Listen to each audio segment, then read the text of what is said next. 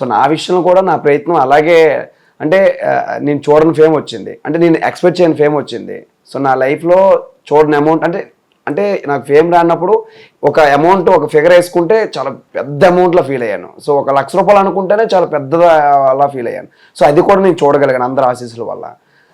ఇంకా క్యారెక్టర్ విషయంకి వచ్చేసరికి ఇప్పుడు సింగర్గా అందరికీ దగ్గర అయ్యానే తప్ప, కానీ నాకు యాక్టింగ్ అంటే నాకు మొదటి నుంచి చాలా ఇష్టం అనమాట. యాక్టింగ్ అన్నా డైరెక్షన్ అన్నా చాలా ఇష్టం.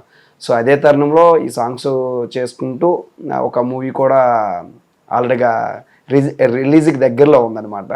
సో మమ్మల్ని నమ్మి ప్రొడ్యూసర్ సార్ కూడా మాకు సురేష్ గారని, ఆయన కూడా చాలా పాజిటివ్ వైపుతో రమణ కోసం పెట్టొచ్చు నాకు ఆలోచనతో ఆయన పెట్టడం చాలా హ్యాపీ అనమాట. సూపర్.